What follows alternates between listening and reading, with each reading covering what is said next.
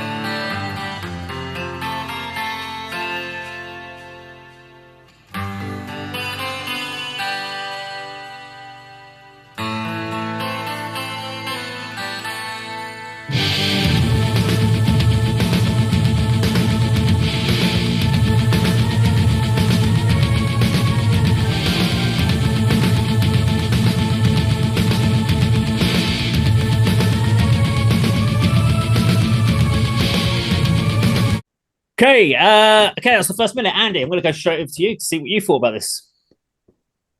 When's this? I know you just said there's a distinct lack of music videos from this band. When's this track from? Do you know? 2001. I did the research. Yeah, it's All from the 2001 album called What's Left. It's got near the end of their actual releasing career, weren't it? You haven't done much since. They seem to have more live albums than studio albums when I looked at the discography. Because even the video looks like it looked like late 90s, early 2000s, like grunge era, early new metal kind of. I would have put this early 90s if someone asked me about it, but yeah, it's 2001, Andy. Yeah, I mean that kind of confirms a lot of the points I'm going to make throughout the analysis because yeah, there's definitely some sort of 90s, early 2000s thrash influences on this particular band. But kicking off with this first minute or so, I like the sort of the acoustic intros, nice and that's a nice intro to the song. And we've got kind of like a simple, heavier riff. But sort of before that, I think there's it's hard to place, but it's almost traditional from their country sort of keyboard sound, sort of ethnic, Far Eastern sort of keyboard sound. That's really nice as well. The opening shot that accompanies the sort of acoustic passage reminds me or brings to mind sort of like survival horror video games. It's quite disturbing, quite spooky, but it's a nice. Well, I wouldn't say nice. It's an interesting opening image, which doesn't really carry through with the rest of the video images. But so I don't know what your thoughts are on that. But that's an interesting sort of opening shot, but it doesn't really, convey what the rest of the song and rest of the video shows you. I'm going to do what you do, Andy. I'm going to go. Hang on, have you just read all my notes there, Andy? Because you're basically going to repeat what you just said. Okay. Because I just exactly the same. Creepy old school horror at the beginning. I actually love that clean guitar tone. It reminded me of Bon Jovi, if anything, of that real like 80s Living on a Prayer era guitar tone. So it's Richie Sambora type tone. The dirty tone of the guitars is really raw. This is one thing I found with listening to Cromok is, and we've talked about it with like Indonesian bands, Malaysian bands before, they all seem to be like 10 years behind in production quality to like what we'd say the Western market is. Because everything just sounds grittier, raw, like I don't know if their production or their recording studios are just all really shitty, crappy home, like 1970s recording studios of some sort. But it's a really raw tone. But you know what? It reminded me of like 88, 80, well, probably, yeah, 87, 88 Sepultura tone wise. There was some definite kind of raw, budget friendly, like happy shopper version of Sepultura, basically, is what that reminded me of. And I love the ethnic vibe is what I also picked out there on that going behind it, which I thought was cool as well. Kirk? Yeah, I picked up on that glistening resonance, of the acoustic guitar at the beginning. Oh, that's a nice way of putting it. Glistening resonance. No, you do hear that. I think we said even that when we were listening to that 1990 Suicidal Tendencies song, that clean guitar that glistens. Queensryche do it as well. You would think this was 1991 rather than 2001. The switch to guitar distortion at 45 seconds is a bit underwhelming as a transition, but that might be due to the, I will call them celestial keyboards. They're very loud in the mix, aren't they? So they kind of drown out the guitars, and you're expecting this eruption that doesn't really happen. So I would say at this stage there is a low budget to it. I don't know if it is deliberate, whether you want it to sound like Beneath the Remains era Sepultura, where if you look at death metal in the late 80s, Scott Burns is a great producer. They're still trying to work out, for example, how do you incorporate the double kick drum?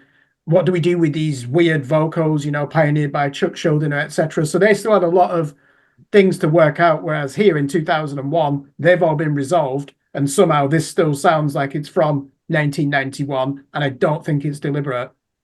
Okay. Let's play the next minute for you at home.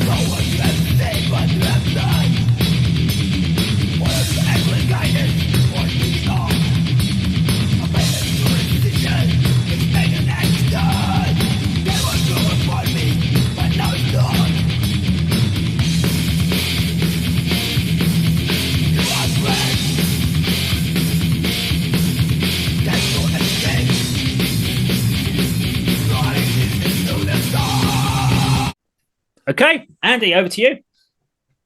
Right, in this minute, I don't know if you guys picked up, but there's very sparse vocals in this song. They kick in at sort of 1 minute 30 and go on for about another sort of 50 seconds or so, and then they return in the last minute of the song. From my reckoning, but I do like the vocals. They're kind of harsh, husky, to my mind, sort of European thrash type vocals. Yeah. Sort of Struction, Sodom, that kind of band. But the tempo does pick up. There's a couple of new riffs that come in, and the tempo picks up towards this minute. So the song's going really well. I'm really enjoying the track actually. The video, as I said, it starts off with some sort of survival horror video game type scenario, but then we get all sorts of things throughout the video. I'm going to just fire a few out now. There's unicorns, there's silhouettes on the beach, there's guys doing martial arts, there's all sorts of things going on, but they're very, very rapid interchange of shots as well, which kind of works. It sort of matches, I guess, the tempo of the music. So yeah, I mean, I enjoyed this one. I'm visually and musically, it's a good track. I'm enjoying it. Okay. What about you? I'm going to go to Kirk now. Yeah, I actually did start to become aligned with the production quality and dynamics at 1 minute 15 when it settles. So I said in the first minute that transition from clean to distortion mode is a bit underwhelming. It's fine. I'm settled in at 1 minute 15. We've already mentioned Sepultura, but musically, they're kind of using Megadeth riffs, and they deliver them, don't they, with that Sepultura hostility circa Beneath the Remains and Arise. And I would just say this is high quality thrash metal with that malevolence of early death metal. So it's the type of music that me and Andy are always going to like, not necessarily for nostalgic reasons either. And even if they don't intend to be as raw as they actually are as a final product, on this song, it works with me. So yeah, I'm hooked at this moment as well, and I know from here that I'm going to enjoy it. So there's a I can't remember what TV show. It's probably something like it might have been a TV show, A Quiet Place. I don't know if any of you guys have seen it. But it's got this actress in it, and she uses this phrase, and it's quite common phrasing now from people, and they're like, you know what, you're basic, and that's what this song reminded me of. It's you're basic, because it is a basic track. Come on, let's talk about it. It is basic, but it's simplistic. It's got a good groove to it. It's catchy. It's also really rough. And normally when I talk about rough music and like rough songs, I'm like, come on, sort your production out. But you know what? In this case, I actually thought it added to the charm of the track. I think if they'd actually made this now and did a decent production on it, it wouldn't have any of its natural charm. It would be really boring. It wouldn't feel like four guys or whatever sounded like they just plugged in and just recorded it there. That natural energy you capture, if it was overproduced, you would lose all of that. And so I actually quite liked the charm of it. It's kind of death metal meets groove meets thrash. And when you say about the sparse vocals, that's again takes me back to something like Sepultura on Slave New World. Because he does a take the enemy or whatever. I can't remember what the track was. I think it's Slave New World. And he does that. And then he does 3 different other riffs afterwards. And there's a whole load of other riffs. And then he comes back and does another vocal line. And then for another minute, there's no bloody vocals again. So this makes me feel that these guys had been heavily influenced by Sepultura in their career. I would be surprised if they didn't, if someone said they'd never heard of Sepultura before. But let's play the next minute. This is minute 2 to minute 3 for you at home.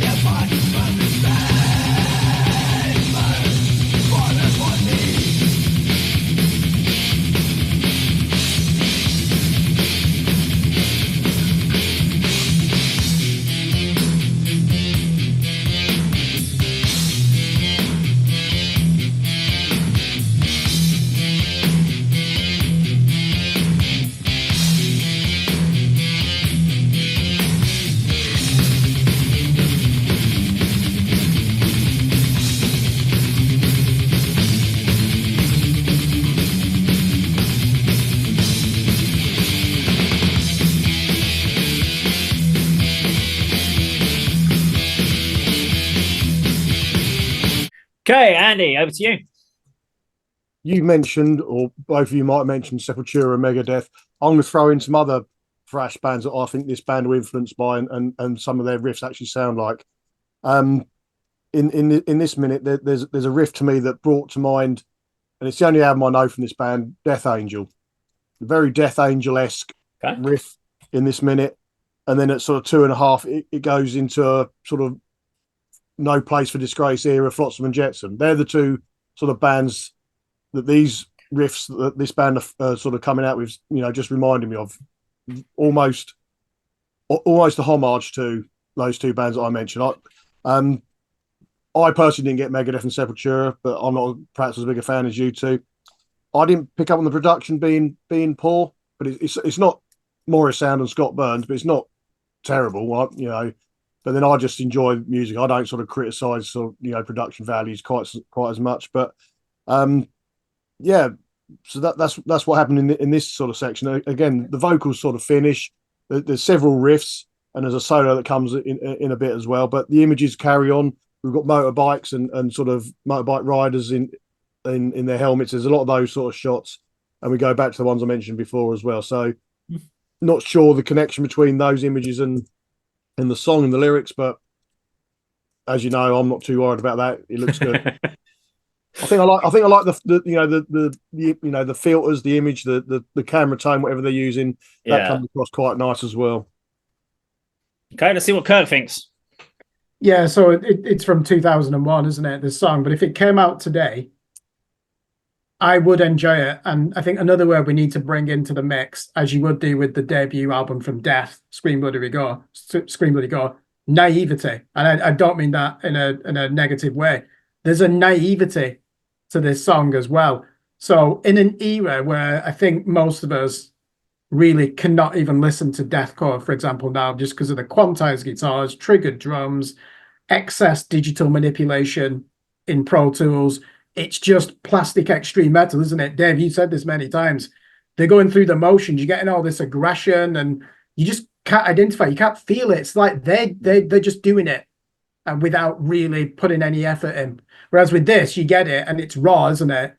And like, for example, they use their first transition at 2 minutes 30 seconds with a tease of a slower tempo, but then they accelerate out of it, and then vocals come in again, and there's a couple of non-repeating parts. The guitars do suffer from high treble settings. They need a better bottom end, but the bass has a strong presence in the mix. So what I'm saying is, when you listen to this, and you can almost like appreciate the flaws because there's so much passion and integrity in this, and they don't have all the tools at their disposal, and very few metal bands did in 2001, to be fair. But that naivety is the charm. Okay. I mean, I would have said, rather than naivety, I would have said it's like a raw, natural energy for this song. It just feels like, as I said, 4 guys in a room playing the song from start to finish, which works for me. It's kind of interesting, as Andy, you were saying about you didn't really pick up the production, because obviously when I was listening to the death metal radio show that you put together, and I listened to the quality of a lot of the death metal that you pick out from the early days, I'm like, I hear the same sort of style of production. It's a natural production. We've talked about black metal bands before and the amount of reverb and stuff, and I can't stand that, but it's part of the production. So it possibly it's an intentional production that they wanted to go for this sound, because I think there is people that like this raw, under-processed, under-compressed sound. I mean, this to me reminded me of thrash demos from the 80s, even though I wasn't there for the thrash demos of the 80s, but it makes me think about like the old tape trading concept of people recording things and then sharing them on tapes, that kind of idea. I still picked up Megadeth and Obituary influences in this one. At this point, I was watching the video more and I fucking hated it. I think it was probably one of the worst videos I've seen as far as context, because it's pointless. It means nothing, absolutely nothing. It's got nothing to do. A song's called Crossed. As you said, Unicorns, there's bits of sound. I have no idea what's going on. There is no rewatch value for me. And at this point, I just put my head back down and carried on just listening and stopped watching the screen. But there is, I just don't, especially if if you're a band that doesn't have a lot of videos at all, try and make a good one. Don't make a piece of shit. That'd be my only answer. But that's my thought on the video. Let's carry on. Let's do the last 2 minutes and 18 seconds of the song for you at home.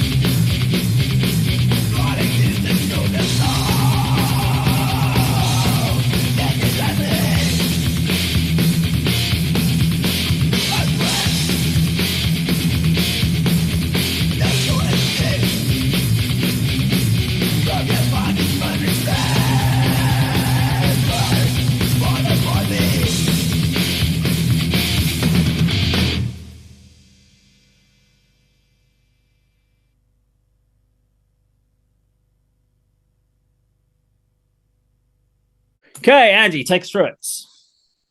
Well, we've got the solo starts at sort of just after 3 minutes. It's a decent solo and it continues for quite a while. And then when I said about the vocals being sparse, I mean they're not spread throughout the song. You know, there's the opening section, and then they return and say that it's very heavily, relying on the music, which the song and structure seems to work. As you said, Kurt, there's not many repeating sections, new riffs coming all the time. I think the Death Angel riff comes back towards the end, but the video, there are some random images that don't make any sense. It wasn't terrible, Dave, but it wasn't by far not the best. I mean, one image I recall towards the end is that one of the motorcyclists, helmet clad, passes over guitar to somebody like he's a courier. It doesn't make a lot of sense. And they say there's unicorns and there's a black and white shot in the middle of the song as well. That kind of looked out of place and very, very different. But yeah, I think the song adds more, brings more to me than the video itself. But you're right, Dave. If they haven't got any music videos to accompany their sort of long career, if you're going to do one, make it sort of memorable and worthwhile. But this seems very sort of slapdash and thrown together with random shots. Was there any performance elements? I haven't noted that down. I can't even remember. No, I didn't see them. No, I don't think there was there? Slamming the drums now. It's just martial artists, unicorns, and motorbikes, wasn't it? Sounds a great name for a band. Yeah, planes, trains, and automobiles, and now we've got martial artists, unicorns and motorbikes. Yeah. Okay, go on for it, Kirk. Give us your summary. Yeah, I'll keep it brief. As with a lot of thrash metal, the bands need to extend the length of the song to accommodate the solo, and Cromok are guilty of that, aren't they? I would say the vocals by this stage are closer to Chuck Schuldiner rather than Max Cavalera, which I was getting at the beginning. Yeah. And I keep talking about Megadeth, but you listen to those first 3 albums and it's just, we'll have a verse here, then we'll have 7 riffs, then we'll come back to this bridge. We'll actually put in a chorus, which we only do once. And they do that specifically in Megadeth on a song called Set the World Afire from So Far, So Good, So What. And this is doing the same thing. It's just like, we've got all these riffs, put them together, and we might sing over certain sections. That seems to be the formula. Okay. I literally, for me, I actually really like the guitar solo. I like the tone of it. Considering how rough the guitar tone was for the distortion tone, when he comes in, it's actually really clean and crisp. He's not, I thought he was going to put like some screaming, oversaturated guitar, but he's actually put a really nice tone on it. In fact, it probably sits a little bit too far ahead of everything else in the mix and probably could have done with a bit more dirtying down, but I actually thought it was really good. And actually, instead of being like a thrashy guitar solo, he almost goes jazz prog on it at points. It's like he goes off on a bit of a random. He's like, I'm going to be a bit of thrash, but with a bit of Richie Sambora, and then I'm going to do a bit of Dream Theater-y kind of twiddly bits. He's kind of playing all over the place, so it's not kind of what you expect. The song itself is actually really good. I wasn't expecting it to be as good as it was, and if anything, I think the song finished too early.